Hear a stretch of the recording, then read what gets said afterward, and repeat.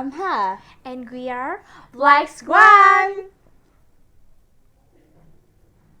We are students at Phan High School for the Gifted. Right now, we are standing in front of a legendary statue of Phan Châu.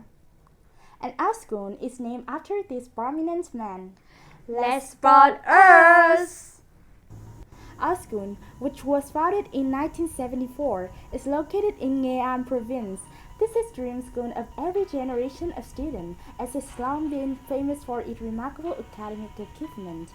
At school, we are provided with a wide range of lessons about various fields. Moreover, we are able to engage in many extracurricular activities to gain practical knowledge, such as BDC, ZFest. For this reason, our school is well known as good at studying, good at playing. Though I just studied for 1 year here, I have to admit that once you fall in love with fun, you fall into a maze with no escape.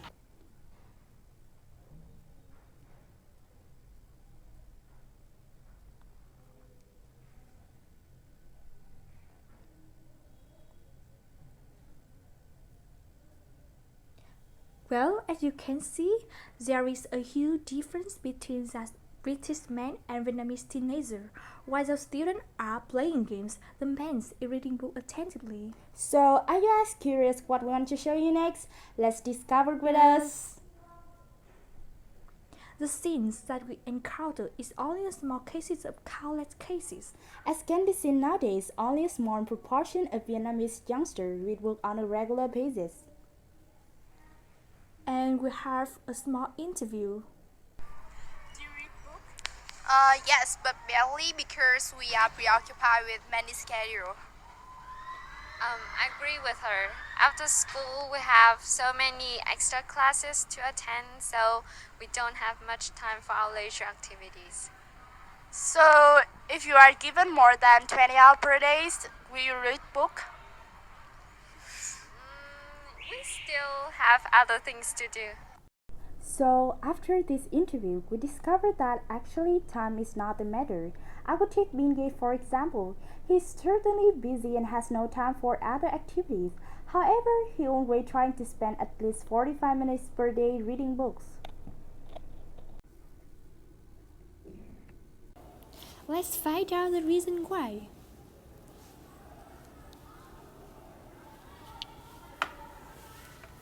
You see, nowadays, with the average technology, we are spoiled for choices. For instance, when I want to read something relevant to economy, people suggest me freak economics like Swan, etc. As a result, I feel totally confused and swamped with various sources of books. Secondly, teenagers don't know thoroughly about the value of books, so that they view readings as a waste of time and don't have enough motivation to continue. Thirdly, youngsters have no willpower to resist other means of entertainment. Obviously, they are easily distracted by social media, game, and so forth.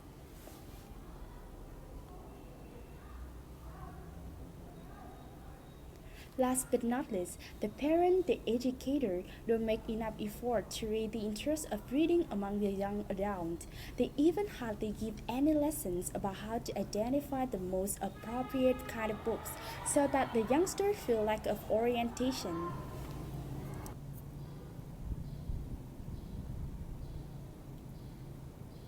Let's imagine how Vietnam can be if youngsters still don't read books.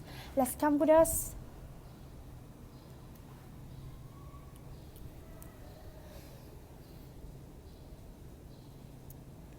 The world is now changing at a rapid pace, accompanied by many socio-economic problems. As a result, people who don't read books will have limited background knowledge as well as can keep track of this fast-changing world.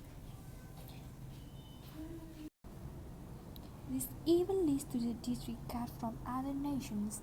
Hardly anybody will put high hopes on Vietnam. Needless to say, reading laziness will have adverse impacts on the development of the country in terms of education, economy, and so on. As you can see, books you analyze the negative impacts of misconducting. Therefore, they are regarded as a warning to people who have intention of not sticking to rules and regulations. So if you don't read books, you lack timely advice and be brand to combat the crimes. This means that our country will become unsafe as well as chaotic with lots of delinquents, as you can see.